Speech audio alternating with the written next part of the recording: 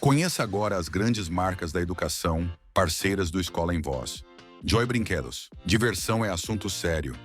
Via Jovem. A principal parceira das escolas particulares. Elos Educação e Turismo. Jornada das Profissões. 2025. A maior feira itinerante do sul do Brasil. Travelmate Intercâmbio é para a vida toda. Anderson Gross. O consultor número 1 das escolas particulares. Bom dia, boa tarde, boa noite para você que está nos acompanhando agora no nosso podcast de educação, nosso canal Escola em Voz. Estamos aqui para mais um episódio muito especial, sempre acompanhado do meu amigo, meu parceiro, meu irmão camarada, Anderson Gross. Como vai, Anderson? Tudo bem? Maravilha, Rony. É sempre um prazer estar aqui com você e com os nossos convidados para falar de educação, sobretudo, né, trazer assuntos que são relevantes para a educação aqui na nossa região, no sul do Brasil, trazendo sempre novidades, convidados novos e também discussões que são pertinentes à nossa realidade, aos nossos sonhos, né, de educadores. E hoje nós vamos elevar a régua, meu caro Anderson. Nós vamos botar esta régua lá em cima.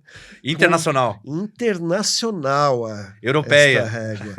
Com o nosso amigo ilustríssimo, nosso querido professor, doutor Baltazar de Andrade Guerra. Seja muito bem-vindo, professor. É uma honra ter a sua presença aqui no nosso podcast. A honra é minha de rever dois queridos amigos, Anderson e Rony.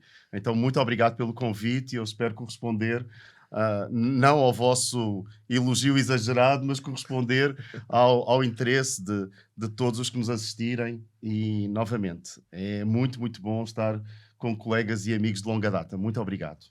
Obrigado, professor. Para você que nos acompanha no nosso podcast, nós estamos nas plataformas de streaming da Spotify, da Amazon e da Apple.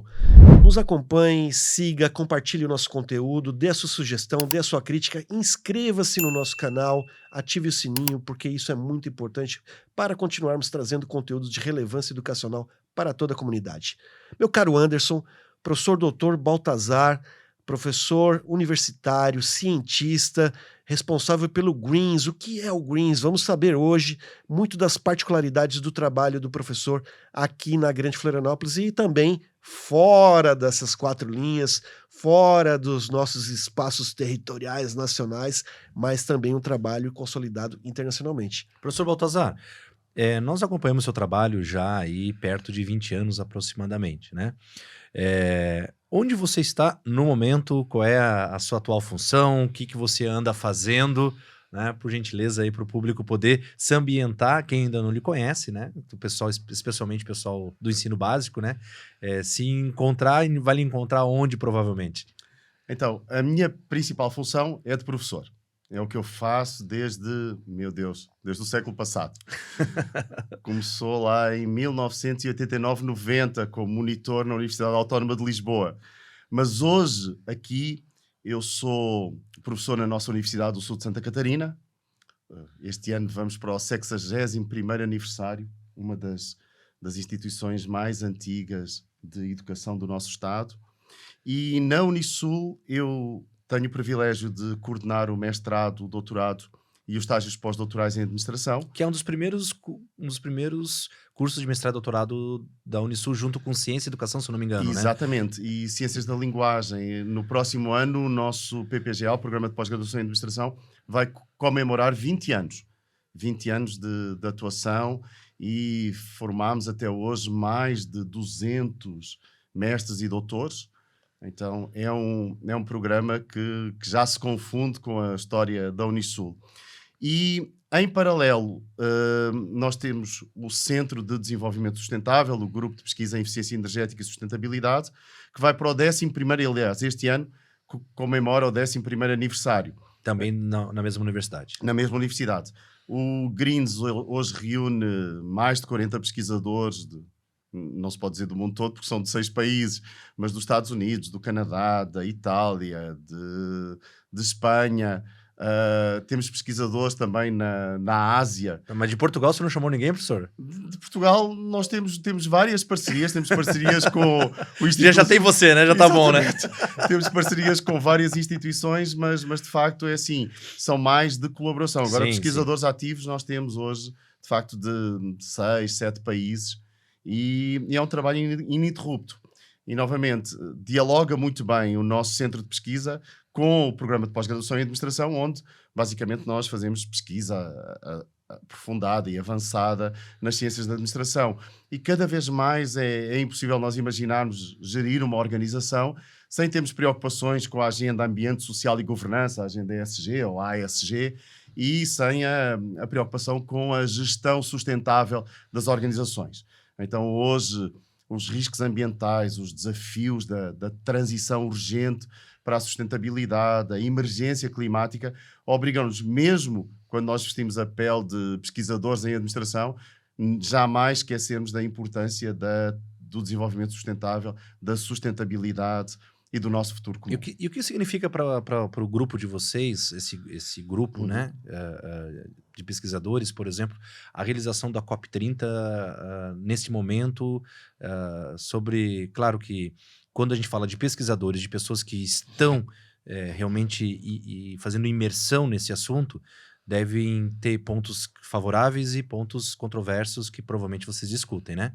Mas vamos falar dos pontos positivos num primeiro momento, assim, o que vocês esperam da COP30 em relação à pesquisa, à educação, como que isso chega, especialmente para quem acompanha na escola, né, a educação básica? Nós esperamos um novo compromisso em relação a um tema que parece, imagino agora novamente, para o ensino básico, para o ensino médio, para os nossos estudantes de escolas, até pode ser um pouco chato, mas é absolutamente prioritário. Às vezes eu atrevo-me a dizer que é talvez o ponto mais prioritário na agenda de enfrentamento à emergência climática, que é a descarbonização. Nós precisamos de deixar de queimar com tanta intensidade os combustíveis fósseis.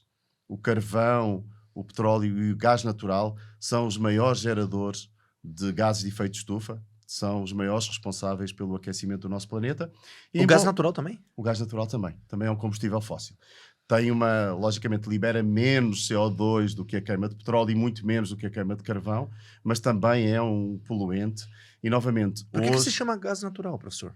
Porque, basicamente, a origem de todos eles é absolutamente natural. E na natureza, no seu estado gasoso, ele não tem impacto rigorosamente nenhum. Porque não é produzido artificialmente. Cara, eu sou muito ignorante, cara.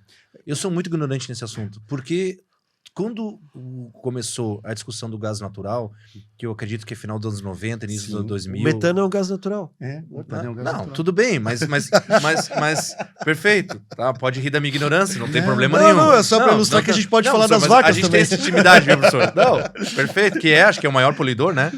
Né? O maior. Um dos maiores, né? Mas assim, quando vem a ideia do gás natural, eu tô terminando o ensino médio e assumindo, né, ali já minha vida adulta, que já é nos anos 2000, eu entendia a ideia do gás natural, e aí vem o gasoduto Bolívia, aquela coisa toda, eu entendia como algo mais, enfim, me parecia uma coisa diferente do que eu estava imaginando. Então, um na verdade, industrializado, talvez, em cima daquilo. era a minha ideia. Vou ser bem sincero, cara, assim, que pode criticar todo mundo que quiser, mas eu até agora, esse presente momento, nesse exato minuto, era meu entendimento. Eu não imaginava que não se tratava de algo que, ou seja, não muda nada.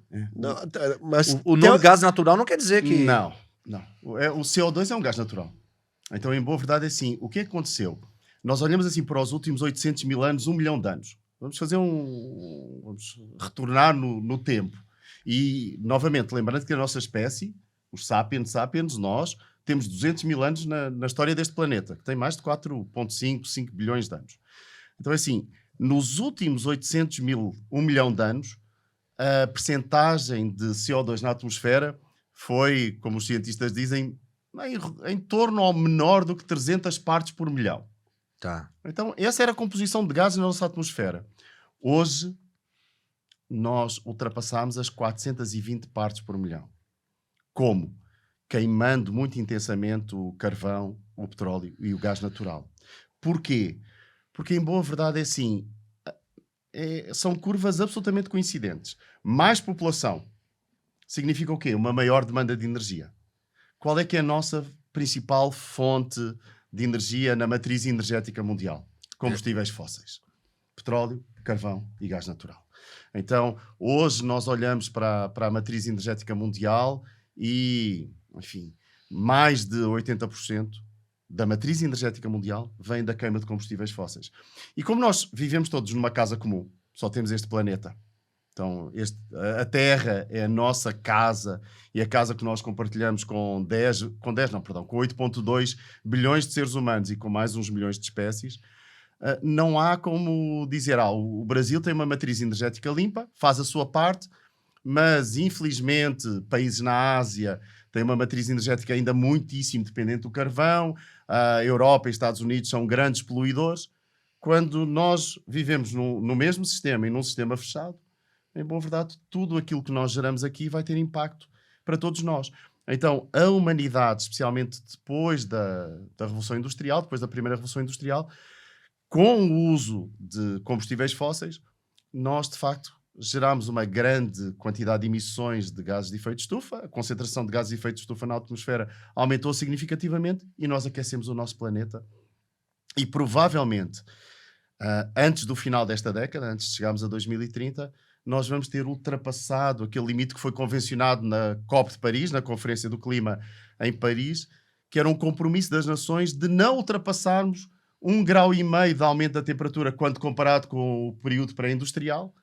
Então, provavelmente, nós vamos terminar esta década com um aumento da temperatura média no nosso planeta de 1,5 grau, espero que abaixo de 2 graus. E essa é a grande expectativa de vocês em relação à COP30, essa discussão da redução dos combustíveis fósseis do carbono. Anderson, porque se tudo continuar como está hoje, se nós continuarmos novamente a poluir, a gerar emissões de gases de efeito de estufa, como geramos hoje, o painel intergovernamental de mudanças climáticas das Nações Unidas dizem-nos que nós corremos o risco de chegar ao final do século com um aumento da temperatura em torno de 3,5 graus, 4 graus. O que impacta a vida de muitas espécies enfim, vegetação, produção de alimentos, frutas, Exatamente. irrigação, O que significaria um risco existencial para a nossa espécie e, em boa verdade, uma alteração provavelmente irreversível do clima do nosso planeta. Quando que vocês do mestrado e do doutorado de administração, que a gente sempre imagina o pessoal de mestrado de administração voltado para o meio corporativo, para o meio do negócio, quando que vocês se interessaram por esse tema, por esse assunto e mergulharam tão pesadamente nisso? Então, nós tínhamos e temos uma linha que foca em, se quisermos, matérias mais duras da administração, que é a linha de desempenho e gestão.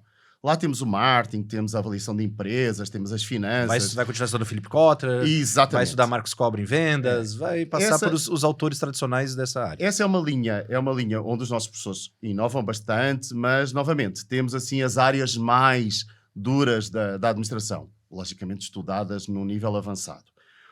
Quando, em paralelo, nós tínhamos uma série de professores que vinham estudando a relação entre a administração e outras ciências sociais aplicadas. E surgiu aí a linha de inovação em sociedade. Pouco a pouco, à medida que nós fomos, infelizmente, sentindo os efeitos das mudanças climáticas, os eventos climáticos extremos, fomos vendo as empresas com preocupações cada vez maiores de responsabilidade social e ambiental corporativa, nós evoluímos essa linha de pesquisa para inovação, sustentabilidade e sociedade. E fomos dos primeiros, eu não me atrevo a dizer o primeiro, mas até creio que fomos o primeiro, mas vou dizer os primeiros, exatamente, dos primeiros programas de pós-graduação no Brasil a ter uma disciplina de desenvolvimento sustentável. E essa disciplina de desenvolvimento sustentável, há 3 ou 4 anos atrás, nós combinámos-la com a agenda Environment, Social and Governance, Ambiente Social e Governança. Então hoje temos uma disciplina de desenvolvimento sustentável e ESG. Mas não foi modinha como muitas instituições fizeram. Não. Porque tem muita gente que lançou a pós em vários níveis como modinha. Não. Vocês já vinham discutindo isso antes mesmo do termo propriamente dito surgir. Exatamente. Nós hoje devemos ter no programa, provavelmente publicados em revistas internacionais de altíssimo impacto, mais de 50 artigos, novamente, que hoje têm um nível de citações e de leituras bastante apreciável. E junto com essa disciplina, nós trouxemos também uma disciplina de economia circular. Então é assim, temos duas áreas que novamente são...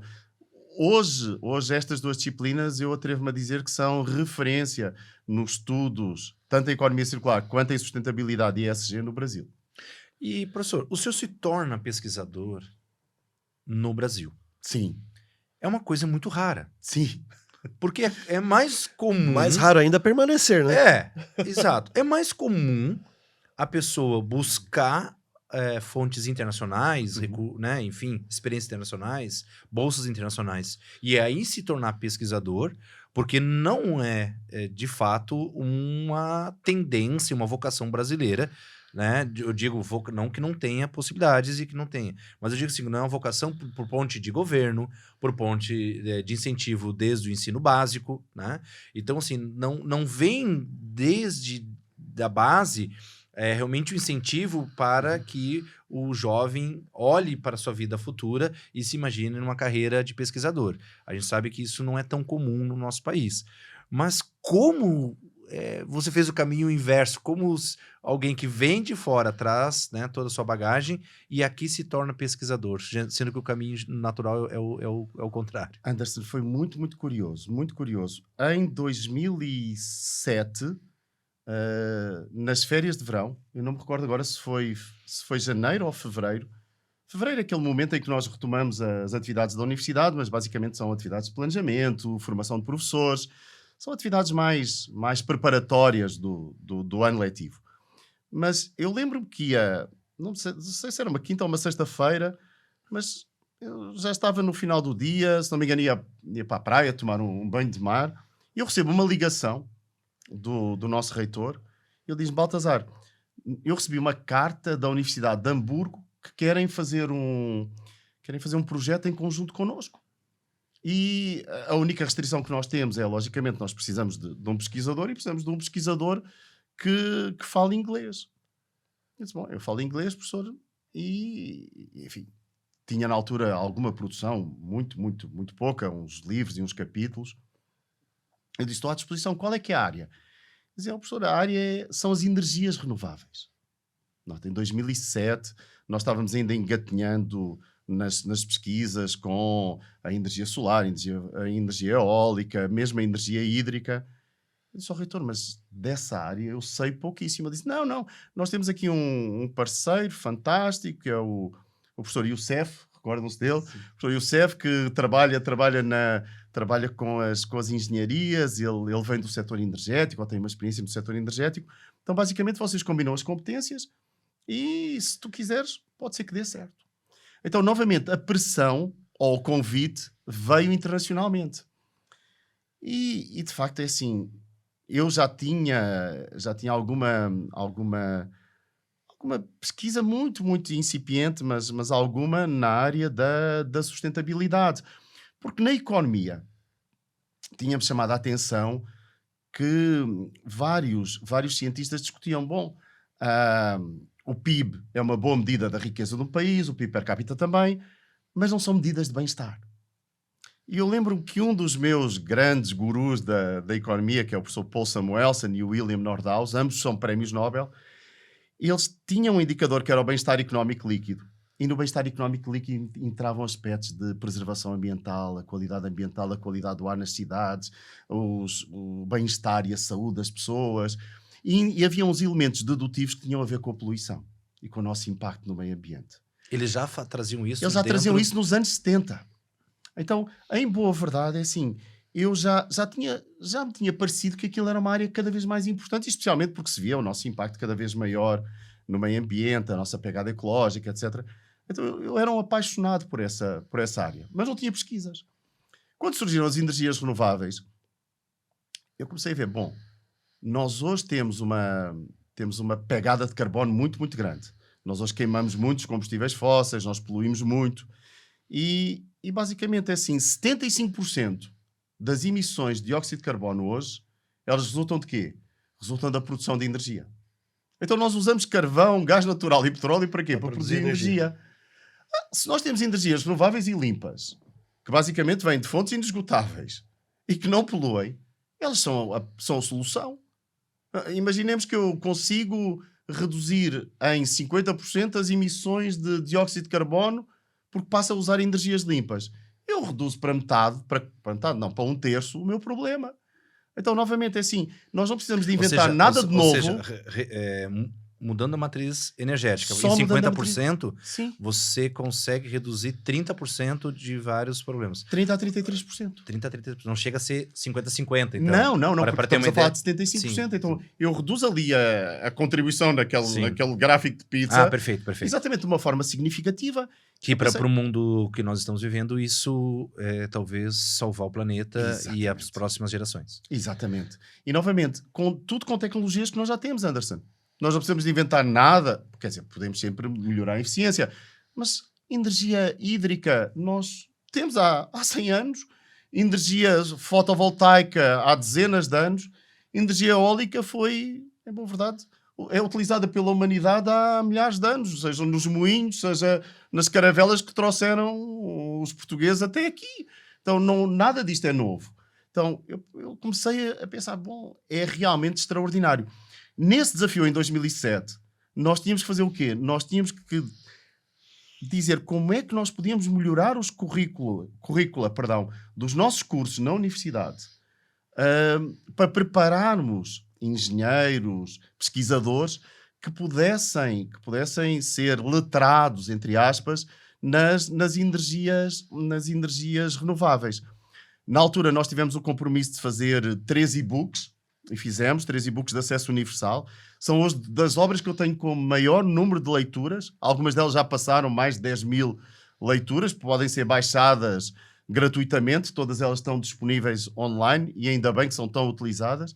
Nós fizemos esses 3 e-books que foram um sucesso muito maior do que eu imaginava. Eu, na altura, foi a minha primeira experiência com, se quisermos, entre aspas, um material que serve para ensinar à distância e uma divulgação tão ampla da ciência. E, além disso, esse projeto foi tão exitoso porque foi uma colaboração entre nós, uma universidade da Guatemala, a Universidade de Galileu, a Universidade do Chile, que é uma das melhores universidades da América Latina, a nossa Unisul, a Universidade de Hamburgo e a Universidade de Rezeknes, na Letónia. Esse projeto correu tão bem que a União Europeia financiou um outro projeto de 4 anos, e nesse outro projeto foi quando nós fizemos a Escola Solar. A primeira escola solar do Brasil que foi edificada em Taquaras, no Rancho Queimado. Peraí um pouquinho, calma lá. Escola Roberto Schitz. Tá, peraí, professor. Primeiro, o professor falou muito rápido e o português de Portugal... Peço desculpa. Peraí, como é que é a escola o quê? A primeira escola solar do Brasil. Escola solar? Sim, uma solar escola de sol? De sol. Uma escola onde toda a energia que é consumida, toda a eletricidade, é fornecida por painéis fotovoltaicos que foram instalados no telhado da escola, em frente ao pátio. Então as crianças, quando estão brincando no recreio, estão vendo as placas fotovoltaicas, então estão se familiarizando com uma tecnologia que é delas. E em boa verdade, o desafio do projeto era só gerar energia elétrica para a escola usando uma fonte renovável. 100%. 100%. Nós ultrapassámos os 100%. Já estão devolvendo para o sistema elétrico mais... Exatamente. E além disso, nós fizemos o seguinte: olhámos depois para as salas de aula e as salas de aula, as pinturas estavam escurecidas, as lâmpadas não eram adequadas. Nós fizemos um retrofit na escola toda. Então mudámos toda a iluminação, todas as luminárias, pintámos as paredes. Quando as crianças voltaram, nós fizemos isso se não me engano, nas férias de julho. Quando as crianças voltaram em agosto, elas não reconheciam a escola. Não reconheciam a escola reconheciam, que é lindíssima, não reconheciam as salas de aula. As salas de aula estavam, os depoimentos das crianças são fantásticos. Como nós tivemos uma desvalorização do real, sobrou dinheiro no projeto. Então o que é que nós fizemos? Com a sobra final do recurso do projeto de fomento, nós colocámos aquecedores de água solares. E as crianças, enfim, pela primeira vez tiveram nos banheiros água quente. Nós estamos a falar de uma escola que fica mais ou menos a 1000 metros de altitude. Que no inverno é um inverno medonho. Exatamente, frio. E novamente, foi um projeto que, sem nós imaginarmos, Rony, eu digo até hoje, foi o projeto da minha vida. O projeto que foi de 2012 a 2014. Tá, e por que esse projeto tão exitoso e com esse nível de impacto na vida, não só no uso e no benefício ao planeta, estou falando na vida do indivíduo. Por que a gente tem tanta dificuldade de levar isso, por exemplo, para outros locais, para expandir, né, horizontalizar, né? Porque quando a gente olha, assim, por exemplo, regiões extremamente inóspitas, como é o deserto, né, e hoje são países e extremamente desenvolvidos, como é que a gente não consegue no Brasil levar água potável, né, para os nossos sertões, para os nossos, né? Isso não machuca? Sabendo que a gente tem tecnologia, tem conhecimento, né? Não dói? Dói. Porque, por uma razão, nós somos muito bons a planejar. O Brasil tem um nível de planejamento fantástico, um nível de legislação fantástica. Falta-nos muitas vezes ação e execução. As Nações Unidas chamam esta década a década da ação. Esta que nós vivemos. Porque já foi metade. Exatamente. 2030 é o último ano dos Objetivos do Desenvolvimento Sustentável. Então a agenda global termina em 2030. Claro que virá alguma coisa a seguir. Mas aquilo que não pode ser é uma grande decepção, esta agenda. Eu digo às vezes que os Objetivos do Desenvolvimento Sustentável das Nações Unidas eram e são um passaporte para o futuro. Não se podem transformar numa grande desilusão. E hoje nós devemos estar para aí com 40% da agenda cumprida. Então temos 5 anos para tentarmos atingir o resto. Às vezes eu penso que as questões da sustentabilidade, a transição para a sustentabilidade, o reforço do uso das energias renováveis, eles não são uma prioridade. E não são uma prioridade dos nossos governos. Eu não estou a falar só do governo federal, estou a falar dos nossos governos estaduais, dos nossos governos municipais. De maneira geral, o governo de uma maneira coletiva, plural. Todos. Exatamente. E talvez porque, novamente, a visão da sustentabilidade, a visão de uma visão amigável com o meio ambiente, uma visão de regeneração da vida no nosso planeta, é uma visão de longo prazo. Os nossos governos muitas vezes têm uma visão de curto prazo. Até porque são 4 anos, prazo de 8 mandato. Anos. Exatamente. As ODS são de quando? Os ODS são de 2015. Aí você acredita que é capaz de nos encontrarmos ainda em muitas escolas esse nome como nome estranho? Sim. Mas é na grande maioria. E não deveria virar, por exemplo, talvez um itinerário ou uma matéria, como, por exemplo, na época lá dos anos 90, em que a ecologia era a palavra dominante, era o termo dominante, Eco 92, e todos, né, tinham Greenpeace, WWF e outras tantas instituições, e o mundo estava... né, e etc. E a palavra ecologia, por exemplo, na minha época de final de fundamental, início de médio, era algo vibrante. Morreu. Colando nesse comentário do Anderson, o professor também tem essa mesma sensação que hoje parece que é cada um por si e Deus por todos, e aí países saindo dos acordos bilaterais, países não respeitando acordos que já estão em vigor.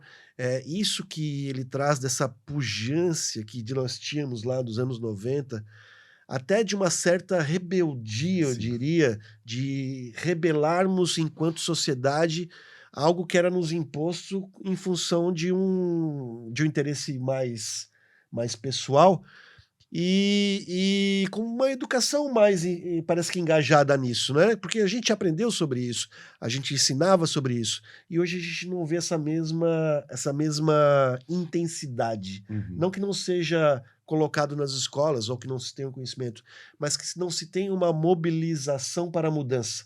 A década da ação, no caso. Como levar isso para a educação básica? Eu acredito que a melhor forma seja, novamente, agora pensando como ponto de partida a universidade, nós temos que estar mais presente na vida das escolas.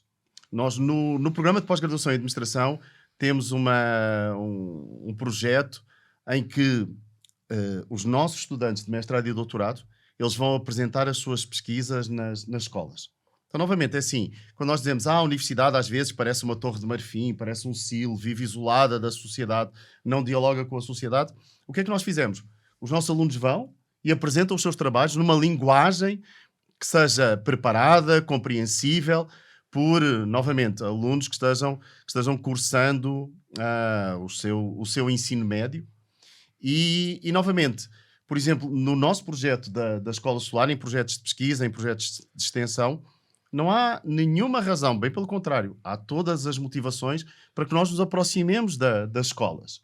Então esse diálogo entre a universidade e a escola é fundamental, porque a única forma que nós vamos ter de engajar os nossos alunos que estão no seu ensino médio, no seu ensino fundamental, é com ações em que eles consigam, entre aspas, colocar as mãos na massa.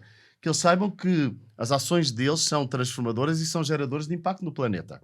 Seja cuidar dos resíduos, dos lixos, entre aspas, seja se mobilizando para preservar a natureza nas suas cidades, os espaços verdes nas suas cidades, seja entendendo que o futuro da mobilidade urbana não passa pelo carro, com certeza, passa pelo transporte público, passa por planejamento urbano, seja desenvolvendo pensamento crítico. Nós vivemos numa sociedade muito polarizada e numa sociedade onde parece que toda a gente tem resposta para tudo. Eu chamo de indústria do ódio, professor. Exatamente. Existe uma indústria do ódio por trás disso tudo, porque na nossa época, se a gente buscasse, por exemplo, levantar uma bandeira nesse sentido, era muito comum a turma pegar junto. Sim. Hoje está tão polarizado que se você fala sobre isso, você é um eco chato. Exatamente. E quem vai falar isso vai ser alguém nutrido pela indústria do ódio.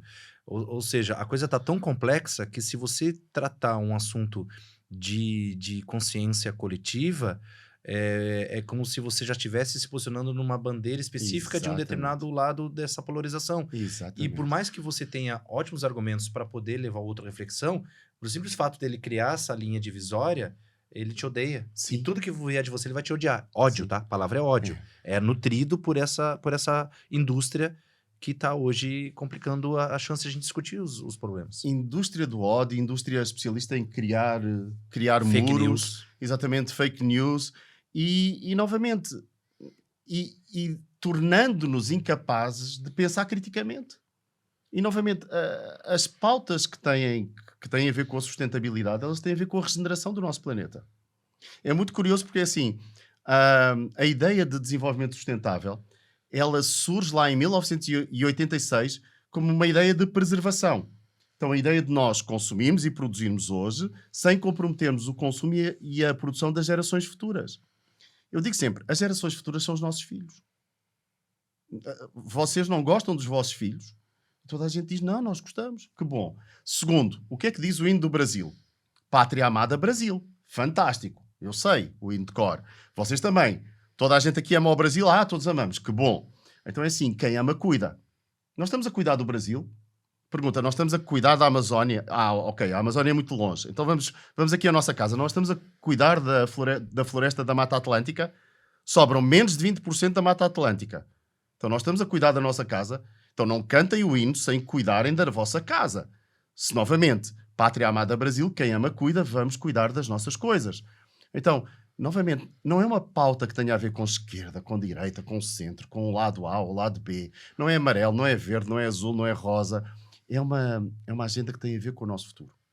O nosso planeta, o nosso impacto foi tão grande que para nós mantermos, Rony, as condições de vida que permitiram a prosperidade da nossa espécie, e a prosperidade da nossa espécie tem 10 mil anos por aí.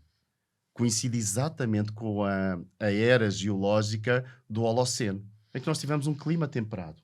Se nós alteramos as condições climáticas e o clima muda irreversivelmente, nada nos garante que nós continuemos a prosperar como vimos prosperando.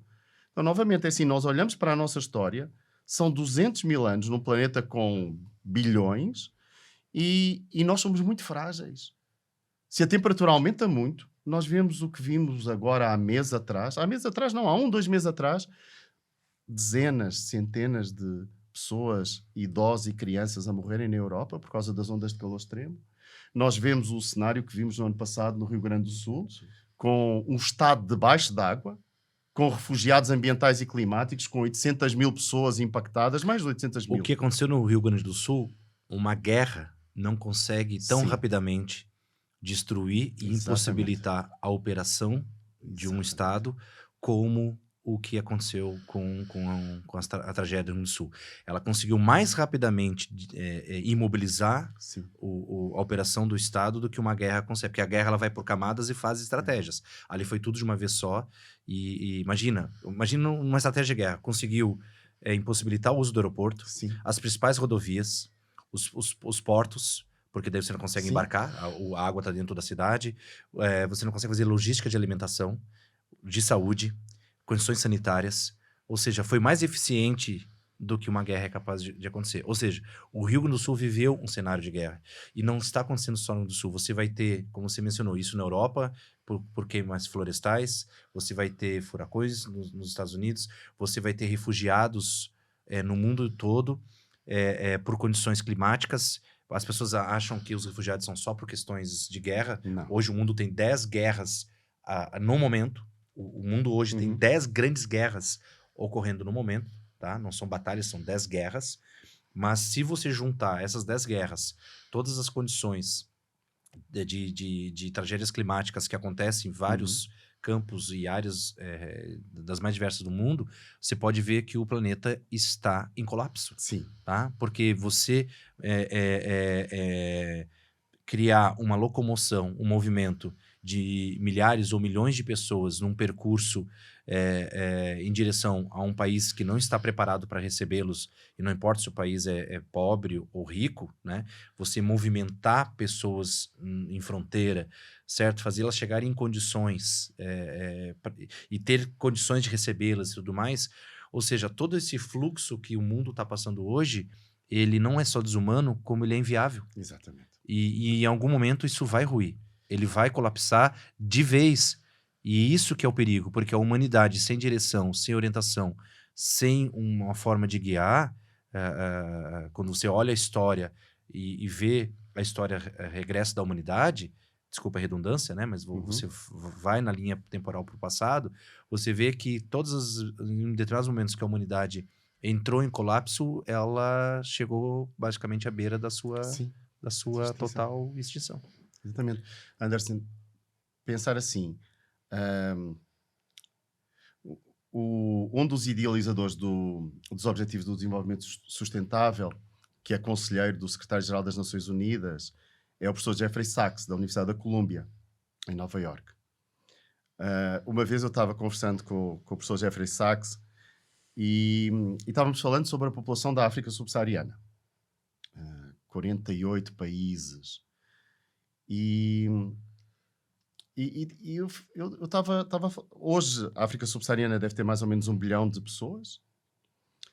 E eu disse ao professor Sachs, professor Jeffrey, lembra-se que em 1990 a população da África subsaariana eram 440 milhões, perdão. 440 milhões. Ele disse-me, Baltazar, e tu lembras quanto é que era no início do século? Eu disse, não me lembro porque não sei de todo. Ele disse, eram mais ou menos 100 milhões de pessoas. Então nós passámos de 100 milhões para 1 bilhão. Qual é a região do mundo... Multiplicou por 10. Qual é a região do mundo que vai ser mais impactada, Anderson, pelos eventos climáticos extremos, pelas mudanças climáticas? A região da África subsaariana. Assim, o que é que vai acontecer àquele 1 bilhão de pessoas? Bom, não vão ser 1 bilhão que vão mover-se. Mas uma grande parte, talvez umas dezenas, talvez umas centenas de milhões, vão tentar fugir para as partes ricas. Que é a parte de cima, lá onde está o Egito, Marrocos, essa parte mais próxima da Europa ali. E, em boa verdade, eles vão continuar para o norte.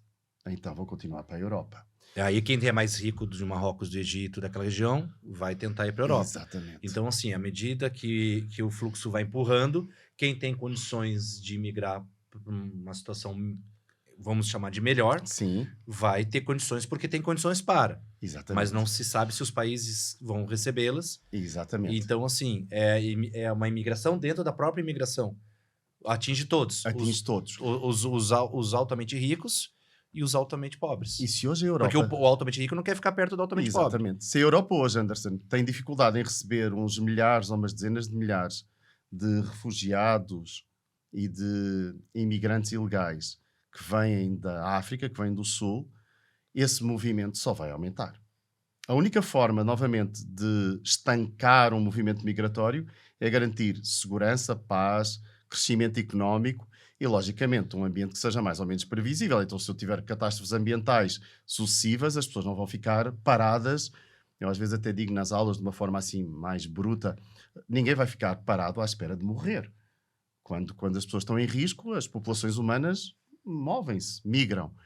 Então, novamente, os movimentos migratórios, a não ser que nós tenhamos uma visão que escasseia no mundo polarizado, que é de que somos a mesma espécie. Somos, em boa verdade, como uma família. E vivemos na mesma casa. Se nós não tivermos a capacidade de cooperar, de ajudar o desenvolvimento, promover o desenvolvimento nestes países mais pobres, uma vez um secretário-geral das Nações Unidas disse: quando nós não prestamos atenção aos problemas e quando não socorremos os Estados frágeis, que antigamente tinham a designação de failed states, os Estados falidos, os problemas e esses Estados voltam para nos assombrar. Então, o nosso risco é, novamente, se nós não cuidamos dos mais pobres, dos mais vulneráveis, dos mais frágeis, nós vamos enfrentar problemas seríssimos. Então, o bem-estar, o status quo, o establishment Sim. europeu, da França, da Alemanha, da Espanha, da Portugal. Itália, e depois os mais nórdicos, depende do bem-estar da turma que está no sul. É tudo na mesma porque casa. vai acabar, porque assim, os guetos franceses, e desculpa usar Sim. esse termo, né, mas os guetos franceses e a periferia francesa, foi uma forma que a França encontrou de receber as suas próprias ex-colônias, Uhum. porque, vamos lá, os europeus, e quando eu digo europeus, estou falando senhor, professor, me Sim. perdoa aqui, mas os europeus exploraram muito Sim. não só a África, mas também a América do Sul e outras localidades em outros momentos do período colonial. Mas, assim, tiveram que receber os descendentes dessas colônias, e hoje a periferia da França e a maneira como os franceses olham para os seus próprios co-irmãos é de uma maneira até meio xenofóbica. Até vocês podem morar, mas moram lá. Meio não, né? Né? Vocês podem ter emprego, mas é esse tipo de emprego. Né? Existe um muro invisível dentro dos grandes líderes mundiais que querem manter o seu status quo a um preço do sofrimento de alguém, né? E se essa discussão, por exemplo, não ser assumida, nós tivemos erros no passado e nós estamos errando, né? Claro que os países ali subsaarianos, quando a gente pega as ditaduras, as guerras étnicas, porque existem muitos países que são tribais ainda, né? Ora, essa tribo é a tribo governante, e ela subprime, né? Ela meio que oprime a outra tribo. Logo, daqui a pouco há uma revolta, troca. Mas quando você olha quem é que tá financiando essa coisa toda, meu amigo, dá uma dor no estômago que às vezes até ler se torna indigesto. E esse tipo de conteúdo, de assunto, não está sendo levado à discussão, e muito menos os nossos meninos não têm acesso a isso. Né? E se nós não cuidarmos, nós vamos chamar os venezuelanos de refugiados e vamos chamar os haitianos só de refugiados, como se a palavra refugiado fosse até uma doença. E quando, na verdade, é um problema geral. Exatamente. Né? Exatamente. Todos nós estamos envolvidos nisso. Professor, falando na ODS e também nessas questões né, que envolvem questão de refugiados, das matrizes energéticas, dos países saindo dos acordos e entrando nas ODS, a gente ainda tem, com esse advento das tecnologias, das inteligências artificiais, de todas as telas que são expostas hoje para nossas crianças, para os nossos estudantes, ainda uma preocupação grande com um aumento assustador de doenças relacionadas à questão mental. Sim. Então, a saúde mental, ela tomou uma proporção também nos últimos anos assustadora, que vai de encontro a todas essas relações de relação binária, né? Você é de um lado, eu sou do outro, eu saio daqui para proteger o meu, não vou olhar para o meu vizinho. Nós contra eles. Nós contra eles. Mas a gente nem... O que me deixa... Desculpa, só quero aproveitar. O que me deixa com mais pé da vida é que quem diz o nós não sabe o que é o nós. Não. Ele não consegue construir uma identidade e explicar, tá, mas o que é o vocês? Me explica o que é vocês, porque vai que eu gosto do vocês. Não sabe. E não sabe o que são eles. Tá, mas por que tu me odeia? Não, não sei, é porque tu tá com essa cor, ou porque tu usou essa frase. Então, eu sei que é nós contra vocês. Exatamente. Mas não tem fundamento, né? Por que a gente chegou nesse ponto? Né? Porque se a gente tem essa situação agravada ainda com a questão da saúde mental, e é uma preocupação legítima dentro das UDS, porque hoje é uma grande realidade nas escolas. As escolas hoje trabalham com um número absurdo de alunos que vêm numa condição de medicação, de uma patologia já identificada, diagnosticada, e você trabalha isso com alunos assim, de uma idade que, nossa, como é que pode, né? Você está trabalhando com esse tipo de patologia já nessa faixa etária. E a gente tem que entrar com a questão educacional para esse aluno, para que ele tome a consciência e seja a voz do nosso futuro e a voz do que nós temos que agir também. É uma missão muito mais difícil hoje. Sim, sem dúvida. Quando o senhor fala dos seus orientandos, que eles devem ir à escola, eles têm como uma missão também ir à escola, desenvolver a sua pesquisa, isso é algo que traz luz àquilo que nós precisamos, e como que as escolas podem buscar as universidades, a ciência, a pesquisa para ajudar nessa condução educacional? Rony, as universidades, de há uns anos para cá, têm uma obrigação de curricularização da extensão, em todos os níveis, inclusive nós no mestrado e doutorado. Então, nós hoje estamos muito mais à disposição das escolas do que vou-me atrever a dizer, do que no passado. Então, nós temos de facto uma necessidade de aumentarmos.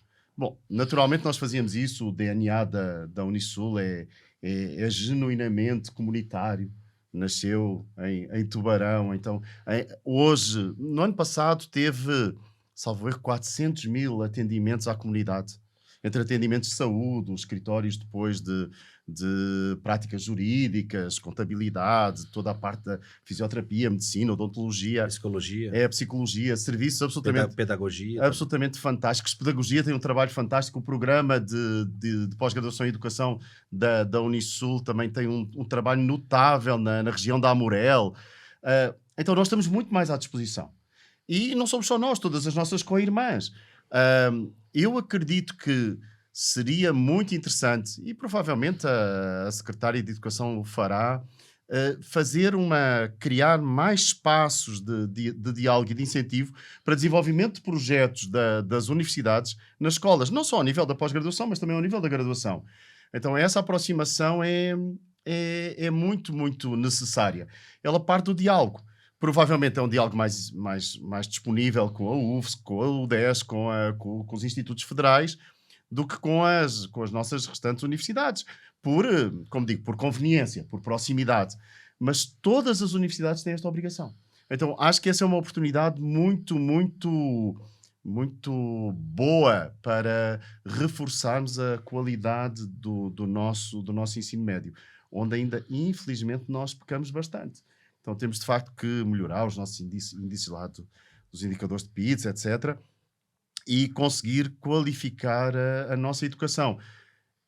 É muito difícil porque hoje, não só por nós vivemos neste tempo um bocadinho binário de A ou B, e que talvez tenha uma relação muito grande com o advento da era da informação, mas com as ferramentas que estão disponíveis, que aparentemente nos dão um acesso a uma quantidade de informação gigantesca, distinguir aquilo que é informação daquilo que é desinformação e saber bem que isso não é conhecimento, que conhecimento é quando nós conseguimos mobilizar criticamente essa informação e conseguir solucionar problemas. Esse é um desafio muito, muito grande. Eu vejo hoje, infelizmente, também uma... Eu não queria dizer sobrevalorização da ignorância, mas parece. Às vezes parece que nós estamos rasa. Parece que estamos no 1984, que invertemos os significados das coisas. Que tirania vira liberdade, que posso fazer ignorância vira sabedoria. Um anexo dos bichos? Posso fazer um anexo rápido aqui? Tem uma série na Netflix que vem contando ali o período, né, de rancho, né? Yellowstone, Uhum. e vem vindo em momentos, desde a maneira como os Estados Unidos ocupa as áreas que nós temos que lembrar, que é a ocupação, porque tinha os Sim, indígenas, exatamente, as primeiras nações. as primeiras nações americanas, naturalmente norte-americanas, Sim. né? Então é uma ocupação. Mas eu só fazer um anexo porque ficou perfeito o que você falou. Voltamos a 1884. Tem um, acho que é 1883. Como é que se resolviam as desavenças naquela época? Na época da ocupação dos Estados Unidos, né? Do início, né? Da colonização americana, dentro das próprias cidades, Era um duelo. né? Na bala. Aí vai evoluindo, já começam as negociações, né? E aí vai evoluindo. Então, quando você fala isso, sabe o que me parece? Que nós estamos voltando a Exatamente. Estamos regredindo. regredindo e é na bala. É. É na bala. Literalmente, tivemos nas últimas eleições casos que foram resolvidos dessa forma. Então, nós estamos regredindo, nós estamos voltando para a época da pistola, porque assim, se você pega hoje um cidadão que fala uma besteira, fala o mal de alguém, ou do ódio, ou até palavrões nas redes sociais, ele ganha muito mais Sim. seguidores e visualizações do que um conteúdo como esse que nós estamos agora aqui. Sem dúvida. Sem dúvida. E Anderson, vão dizer, é porque ele é engraçado, é divertido, é contra a corrente, é polémico. E em boa verdade é assim, a pergunta é, ele é inteligente, ele contribui, ele edifica, no final eu saí mais rico, saí mais humano, saí mais sábio daquilo que ouvi. E essa inversão de valores é preocupante. O Yuval Harari diz, Anderson, que um dos segredos aliás, talvez o segredo do sucesso da nossa espécie, porque nós não éramos a espécie humana mais forte, nem a mais numerosa. Os sapiens eram mais frágeis que os neandertais e as outras espécies humanas eram mais numerosas do que a nossa. Então, o que é que nos fez sobreviver? Foi a nossa capacidade de cooperar. Nós tínhamos um bocadinho mais de inteligência, entre aspas, do que outras espécies humanas, mas tínhamos a capacidade de cooperar. O segredo do sucesso dos sapiens sapiens foi a cooperação. E nós hoje vemos a apologia da divisão. O nós contra eles, o meu país é melhor do que o teu. Eu digo várias vezes nas minhas aulas, é assim, eu amo o Brasil, que é o país que eu escolhi para viver, para morar, para prosperar, para ter os meus filhos. Os meus filhos são brasileiros, eu sou pai de brasileiros. E eu amo Portugal, logicamente. Foi o país onde eu nasci. E é um país encantador. Mas, em boa verdade, é assim. O Brasil não existia há 200 e poucos anos atrás. Portugal não existia há 900 anos atrás. Mas nós estamos aqui há 200 mil anos atrás.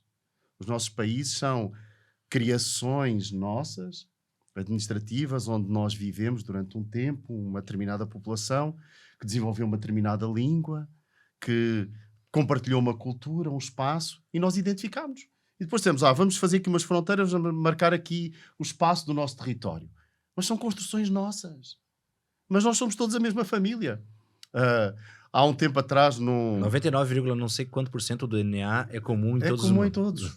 É assim, há um tempo atrás, numa ficha que eu tive que preencher para um órgão público, perguntava assim, raça. E eu pus sapiens.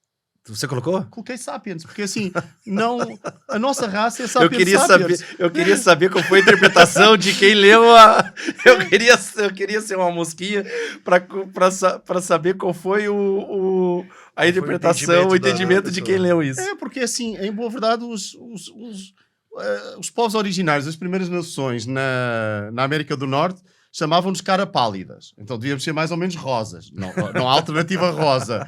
É assim...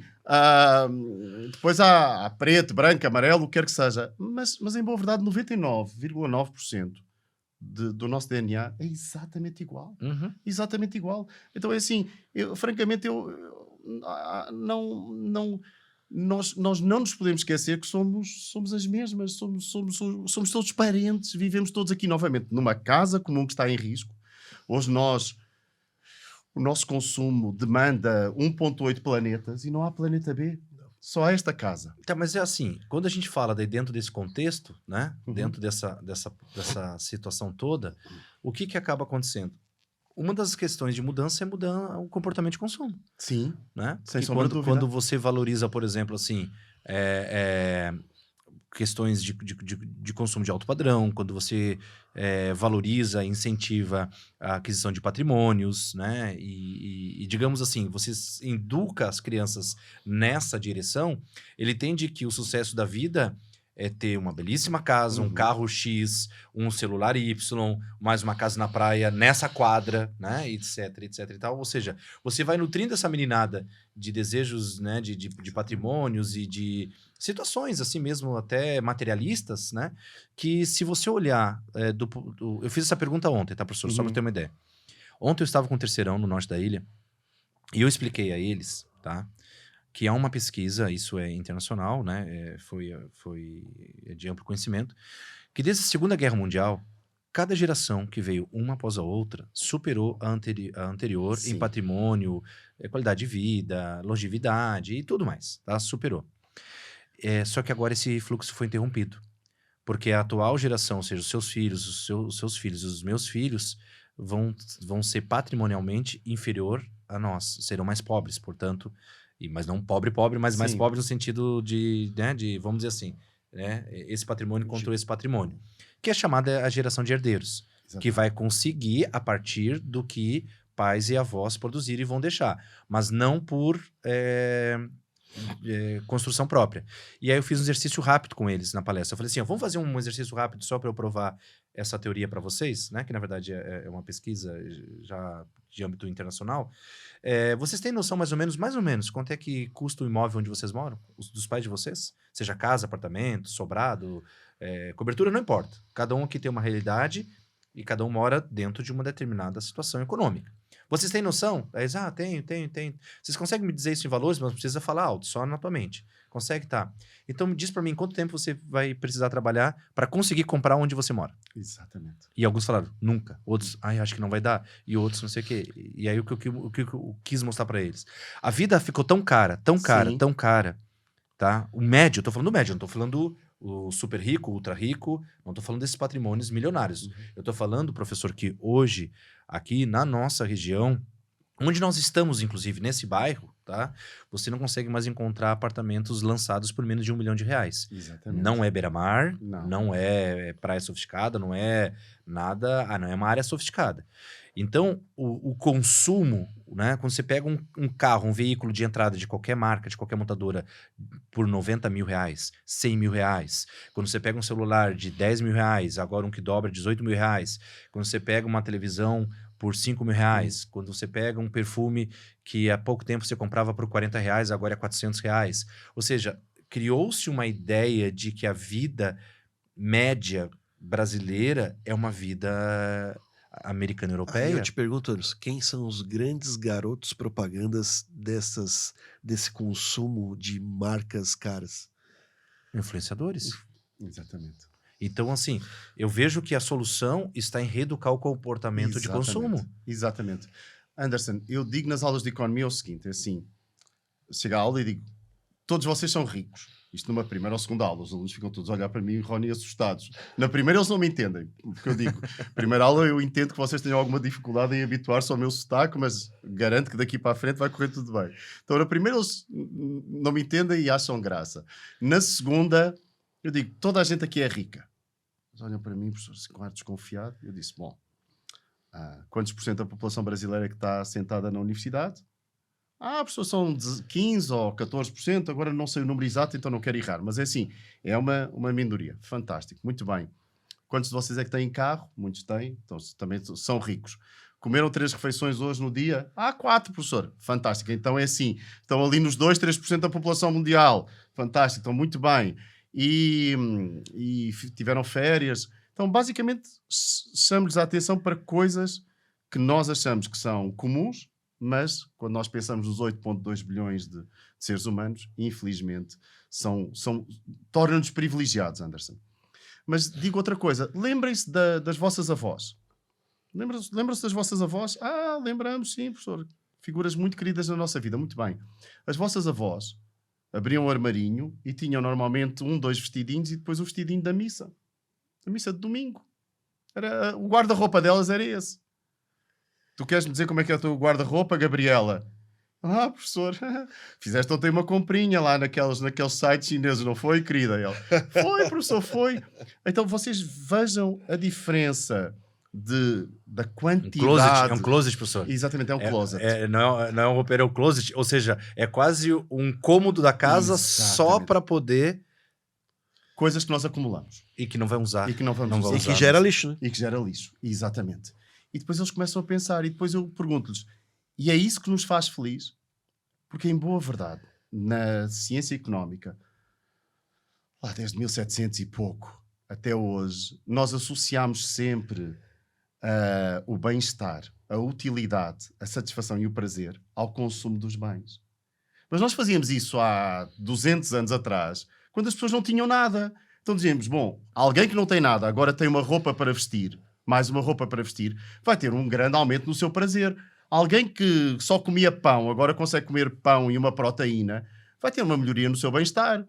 Mas hoje o nosso grande problema é que nós imaginamos que só somos felizes se comprarmos mais um sapato, agora não é o sapato, mais um solar, ou comprarmos mais uma, sei lá, uma Ou se não comer sushi na semana. Ou se não comer Dessas eu ouvi esses dias, eu ainda não comi sushi essa semana. Exatamente. Ai, tô deprimido, eu tenho que comer um sushi. Exatamente. Aí eu fiquei pensando, meu Deus do céu, cara, que absurdo. E sabe, professor, que eu vi, tava lendo um artigo do antropólogo, que ele trouxe a seguinte situação. A humanidade viveu diversos momentos de alguém que os guiava, né? Sim. Já foi politeísta, mais monoteísta, já de imperadores, de imaginar até vidas fora, astronomia, etc, etc. Então, sempre houve, digamos assim, um fio condutor que era o Deus daquele momento da humanidade, de maneira geral, alguma coisa os puxava, certo? E aí o antropólogo traz, né, todas as referências e tudo mais, né, traz ali os períodos, e aí algo que me chocou foi quando ele disse assim, ó, o atual Deus da humanidade é o consumo. Exatamente. O consumo substituiu a espiritualidade, a dúvida, a filosofia. Mas você vê isso dentro das próprias igrejas, né? Sim. Não, hoje a igreja de prosperidade, as igrejas que estão crescendo, explodindo, são as igrejas de prosperidade e de fomentação de business entre os seus... Área VIP. Entre seus membros. Então, assim, e aí eu fiquei assim, chocado com a defesa do argumento do antropólogo quando ele diz assim, ó, sempre houve, e não estava dizendo que era certo ou errado naquela época, mas havia uma ideia, né, de vamos obedecer, senão os deuses vão nos castigar, ou Deus vai nos castigar, ou nós vamos para lá, ou vamos para cá, ou vamos arder aqui, arder lá. Então, enfim, tinha os conceitos. E a humanidade se movia, digamos, de certa forma, para se submeter e seguir essa, enfim, né? E agora, o que substituiu todos os deuses foi o consumo. O consumo é o novo Deus, é o novo guia, é a nova aspiração, é a nova razão de ser. Tu chamas ao shopping catedral de consumo. Catedral. Eu nunca ouvi falar essa expressão. Mas essa é uma expressão que eu ouvi muitas vezes e que me chocou. Então o shopping é uma catedral. As pessoas vão lá reverenciar o consumo. Novamente, a explicação é muito, muito simples. Nós, também pensando na nossa história, nos 200 mil anos que nós vivemos neste planeta, eu também digo às vezes a brincar nas aulas, nós passámos 190 e muitos mil anos a fugir de coisas que nos queriam comer e atrás de coisas que nós queríamos comer. Então, basicamente, nós fomos caçadores, recoletores, fomos depois agricultores, mas vivemos sempre ou no nível de subsistência ou abaixo do nível de subsistência, a maioria de nós. E pela primeira vez, depois das revoluções industriais, nós entramos numa era de abundância. Uma era que nos engordou, uma era de sobreconsumo e uma era em que depois, com o avanço de todas as ciências, aliás, da mercadologia, do marketing, nós começamos a conseguir, de alguma forma, estimular, criar necessidades e, novamente, identificar cada vez mais o bem-estar com o consumo. Sem que nós pensemos naquilo que é um dos objetivos do desenvolvimento sustentável, que é o consumo e a produção responsáveis. Porque não chega só nós exigirmos ou pedirmos às empresas, cobrarmos das empresas, que elas produzam de uma forma responsável. Eu digo aos meus alunos, e nós consumimos de uma forma responsável? Porque nós nunca falamos no reino do produtor. Na economia e na administração nós falamos no reino do consumidor. Dizemos, o consumidor é rei, o nosso cliente é o rei. Satisfazer o cliente. Ninguém fala na satisfação do produtor. Porquê? Porque nós sobrevalorizamos essa figura. Mas sobrevalorizamos essa figura como, entre aspas, a nossa grande preocupação de atender, de satisfazer, de superar, de entender, mas nunca o responsabilizamos. O consumidor não.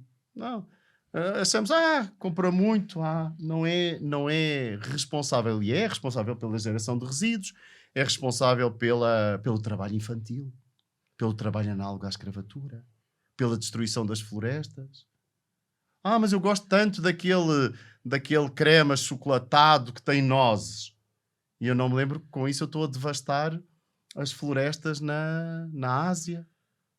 Porque, novamente, onde eu estou agora a produzir lá o óleo de palma ou as nozes, antigamente era uma floresta tropical. Então, a nossa responsabilidade como consumidores, nós abdicamos dela.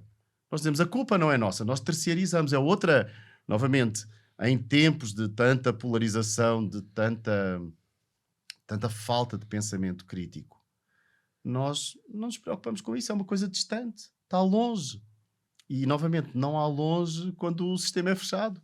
Quando nós destruímos e alteramos um bioma lá na Ásia, isso vai ter consequências na nossa vida. Professor, para a gente, até pela questão do seu compromisso, seu horário, uma curiosidade que eu tenho, assim, uma universidade com grupo de pesquisa que vocês atingiram e outros tantos que vocês estão interligados, quem organiza a COP30 lembra dessas pesquisas? Lembra de vocês? Considera que existem vocês? Vocês são lembrados, convidados? Eu tenho uma dúvida enorme de quem que está organizando, quem que eles ouvem, quem que eles chamam, como que são montadas os workshops, enfim, né, e tudo mais, assim, porque vocês devem ter muito a contribuir, né? Ou é um sistema fechado também? Se puder responder sobre isso. Eu atrevo-me a dizer que devia lembrar mais, para não dizer que lembra pouco. Tá.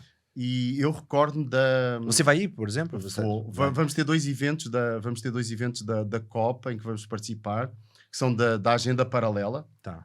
Um em Manaus, porque era praticamente impossível conseguirmos organizar um evento em Belém, que era o nosso desejo por causa dos altíssimos preços, tanto das passagens aéreas quanto da hospedagem. De novo, ficou inviável. De novo ficou assim, eu me envergonho do que aconteceu. Muito complicado. Ficou, então o nosso evento vai ocorrer durante a COP, mas em Manaus, que ficou bem mais acessível. Nós vamos ter a apresentação de duas pesquisas nossas nesse evento.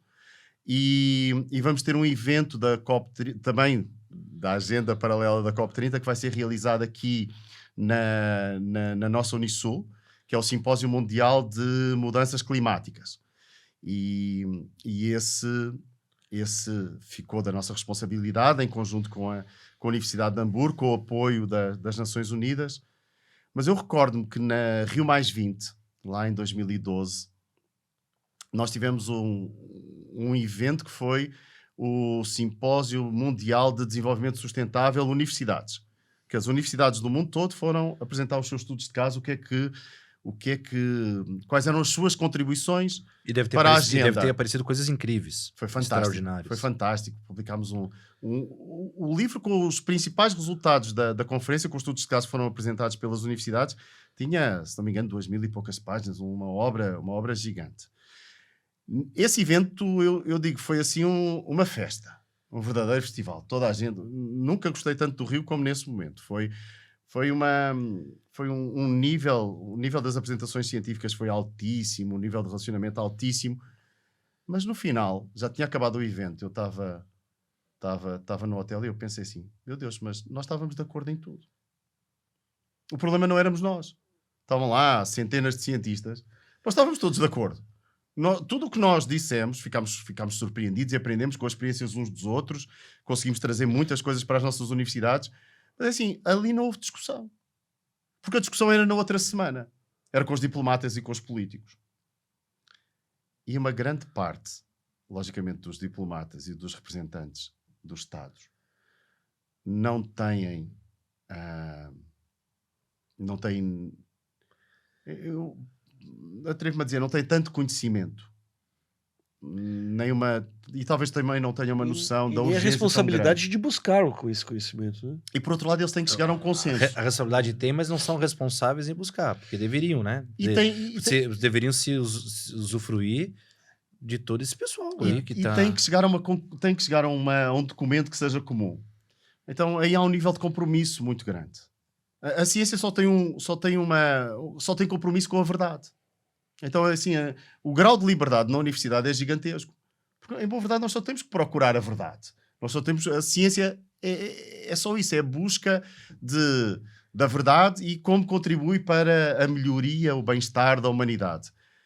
Quando nós estamos sentados numa mesa em que temos chineses, russos, portugueses, indianos, norte-americanos, meu Deus, para chegarmos a um consenso sobre o que vamos escrever no documento final, o documento final foi o futuro que nós queremos, é um nível de compromisso muito grande. Então, o grau de liberdade de um diplomata, de um político que esteja a representar o Brasil, é limitado, porque ele sabe que no final ele tem que chegar a um acordo com a sua contraparte indiana ou chinesa e com a sua contraparte norte-americana, e que, por exemplo, se ele fosse condenar o uso do carvão, ia ter problemas provavelmente com as regiões do sul do nosso estado. O tempo já acabou, mas eu sou obrigado a fazer essa pergunta. A COP30 ela é uma esperança para muitos, eu digo para muitos, e para outros é só mais um evento. Mas com o mundo que nós estamos vivendo hoje, as acusações e os conflitos diretos, bastante agressivos, né? Tivemos agora, essa semana, um desfile que me remeteu à Guerra Fria, ou talvez até num nível muito mais avançado do que foram os desfiles, né, de midiáticos do período de Guerra Fria, que na minha opinião a Guerra Fria ainda não acabou, ela só não tem mais um muro físico. Mas assim, a condição mundial, vou me explicar melhor, a condição mundial atual para a COP30 talvez seja pior do que todos os eventos similares anteriores. Nunca houve pior na história. Tá. Nunca houve pior na história. Isso é um consenso comum de vocês? Sim, sem sombra de dúvida. As condições em que vai ser realizada são condições onde, infelizmente, o negacionismo por parte até de Estados que são nossos aliados, parceiros históricos, é muito, muito grande, num mundo muito polarizado, muito dividido e novamente, é uma agenda transversal. É uma agenda que tem... Aquele cantor, o Sting, dos Police, ele tinha uma canção que... Eu cheguei a ter pesadelos com ela quando era adolescente, que se chama Russians, os russos. E o verso principal é: eu espero que os russos também gostem dos seus filhos. Porque estávamos em plena Guerra Fria e havia o risco, novamente, de um conflito nuclear, de uma guerra nuclear entre o Ocidente e o Bloco Soviético. Hoje... assim, eu não sei eu tenho a certeza que as nossas lideranças mundiais sabem disso, mas se sabem, são terrivelmente irresponsáveis. Nós corremos o risco de um colapso, nós vivemos a emergência climática, e se nós não revertemos significativamente o nosso impacto sobre o nosso planeta, então é sinal que nós não gostamos nem dos nossos filhos, nem dos nossos netos. Porque o mundo que nós vamos deixar para eles de herança vai ser um mundo muito mais complicado, inseguro, sujo, de riscos. E novamente, eu espero que os nossos líderes gostem dos seus filhos e dos seus netos, porque se gostarem vão fazer da COP30 um sucesso. Eu tenho essa esperança porque não tenho o direito a não ter essa esperança. Então é assim, não há nada que indique que a COP30 vai ser um sucesso. Bem pelo contrário. Mas eu tenho a esperança que seja, porque senão vai ser mais uma oportunidade perdida. E nós não podemos perder a oportunidade. E tem alguma voz mais... proeminente, mas... assim que... Não. Hoje, infelizmente, as lideranças mundiais parece que mais proeminentes parecem serem as mais brutas e as que gritam mais. E, em boa verdade, o que nós precisamos é de um debate... De um debate, não. O que nós precisamos é de um diálogo. Então, hoje o mundo está mais para, infelizmente, para o conflito do que para o diálogo. Mais para o egoísmo, mais para a ganância do que para a cooperação, para o consenso, para a aliança. Professor, Diante de todo esse cenário, o senhor mantém a esperança. Sim. O que dá para fazer nas escolas para aumentar ainda mais essa esperança? Educarmos com ainda mais empenho as nossas crianças e os nossos jovens. Expô-los cada vez mais à realidade das suas comunidades, logicamente, porque as mudanças começam sempre localmente, mas com olhar para o mundo, abrindo as nossas escolas ao mundo, ensinando-os cada vez mais o letramento. Agora já não é só com as tecnologias da informação, agora é mesmo com a inteligência artificial, com todas as tecnologias da quarta revolução industrial, forçando-os à internacionalização. Uma parte do que eu sou, eu devo a um programa europeu, que é o programa Erasmus. Quando eu era estudante de graduação, eu fui mandado para a Inglaterra, entre aspas, concorri, fiz um intercâmbio na Inglaterra e na França, com apoio da Comissão Europeia, da União Europeia. Eu várias vezes digo nas aulas, porquê é que nós não temos um programa no Brasil em que tenhamos intercâmbio entre escolas de diferentes estados? Porque eu digo aos meus alunos, e digo até com uma tristeza, assim, todos vocês são brasileiros, e são brasileiros natos. Eu sou brasileiro adotado.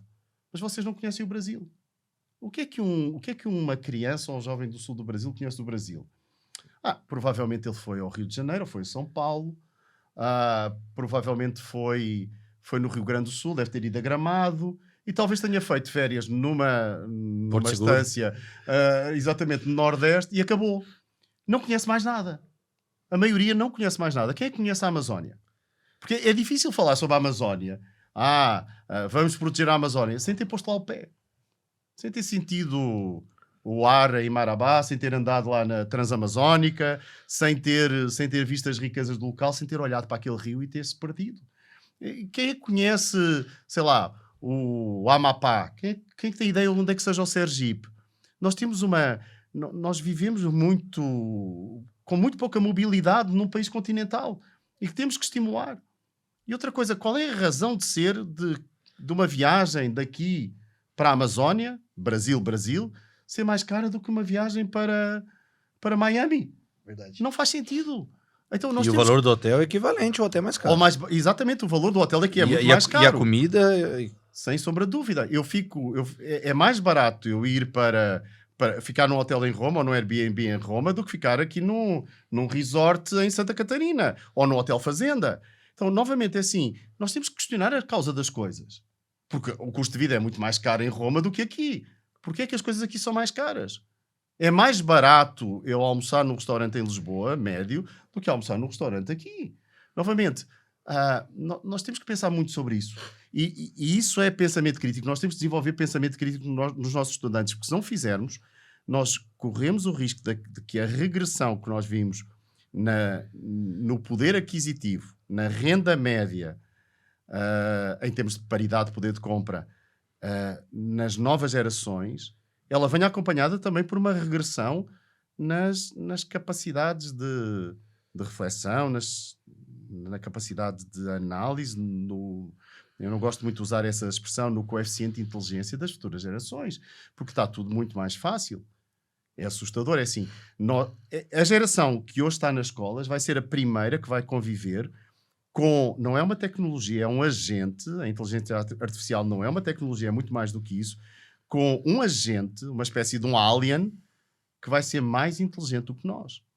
E é a primeira vez que isso vai acontecer. Nunca aconteceu. E aí... Em 200 mil anos, Anderson. Eu acho que nós vamos ter que chamar o professor Senhor novamente aqui. Vai ser um prazer. Deixa eu só... A sua agenda, a COP30 é novembro, né? Novembro o senhor deve estar ocupadíssimo, né? Com todas as questões. Mas assim, nós temos ainda as edições de outubro e as de dezembro, e a gente gostaria muito de convidá-lo aqui para a gente falar sobre comportamento baseado nisso, né? Nas tecnologias, porque eu acho que a gente tem muito... Eu queria instigar umas perguntas. Não, mas não vai dar tempo. Não vai dar tempo. Mas, professor, o senhor aceitaria conversar conosco após o retorno, então, vai ser um prazer. Desses eventos relacionados à COP30, para que o senhor pudesse nos trazer daí a versão pós, né, ainda dentro desse ano, Seria possível? Será uma honra. Tá, Será uma honra perfeito. estar aqui convosco. Rony, acho que precisamos liberar o professor, precisamos liberar a equipe de técnica também para almoçar, que estão aqui desde cedo. Hoje nós fizemos, professor, nossa primeira transmissão ao vivo também, Fantástico. com o pessoal da Universidade Federal de Santa Catarina, falando sobre aspectos do vestibular. E estamos com uma equipe de plantão aqui, deve estar vesga de fome, e os seus Meu compromissos Deus. também, que eu sei que o senhor abriu sua agenda para nós hoje. Mas, professor Baltazar, foi uma honra estar obrigado. com você mais uma vez e relembrar de momentos que nós tivemos juntos em outras ocasiões. E parabéns pelo trabalho, parabéns pela altura, né, que chegou já ao seu nível de pesquisa, junto aos seus colegas, né, e também alunos. E aqueles que têm você, né, como guia, como orientador, são privilegiados, e que a universidade continue mantendo viva, né, toda essa vocação para pesquisa, né, tanto nível de mestrado, doutorado, mas dentro de todos os projetos de extensão que a universidade tem nesse campo, né, que é fundamental aí e que realmente vai trazer muitos benefícios a todos que vão ter acesso ao que vocês produzirem lá, tá certo? Muito obrigado. Foi um prazer muito grande estar aqui convosco, reencontrar dois queridos amigos e também podermos conversar sobre temas tão fantásticos, Rony. Muito obrigado. Professor, mande um grande abraço para a professora Ana Regina e para a professora Annelise. Mandarei. A Adriana já embarcou? A Adriana já embarcou. Já A Adriana embarcou. agora O eu vou-lhe abraço dela mandar... vai ficar para a volta. Vai. Eu vou-lhe mandar o vídeo quando vocês me passarem. Ela já está nesta altura, já está na Covilhã. E a professora Mara Sala também. A professora Mara Sala é uma queridíssima Essas amiga. 4 professoras aí são fantásticas. Professor, muito obrigado Muito pelo obrigado. convite. Muito obrigado. Obrigado por estar aqui prestigiando o nosso podcast. O seu conhecimento certamente nos engrandeceu. E para você que assistiu esse episódio especialíssimo com o professor Baltazar de Andrade Guerra, professor universitário e cientista, acompanhe no nosso canal, acompanhe também nas plataformas de streaming da Amazon, da Apple e no Spotify. Assine o nosso canal, inscreva-se, curta, compartilhe, sugira temas para que nós possamos cada vez mais chegar nas pessoas e falar de temas tão importantes quanto este de hoje. A gente fica por aqui, nos acompanhem e agora, no próxima quinta-feira, vai sair mais um episódiozinho bom para você com um tema bem especial. Grande abraço. Este episódio do Escola em Voz contou com o apoio das seguintes empresas e marcas: Joy Brinquedos. Diversão é assunto sério. Via Jovem, a principal parceira das escolas particulares. Elos Educação e Turismo. Jornada das Profissões 2025, a maior feira itinerante do sul do Brasil. Travelmate Intercâmbio é para a vida toda. Anderson Gross, o consultor número 1 das escolas particulares.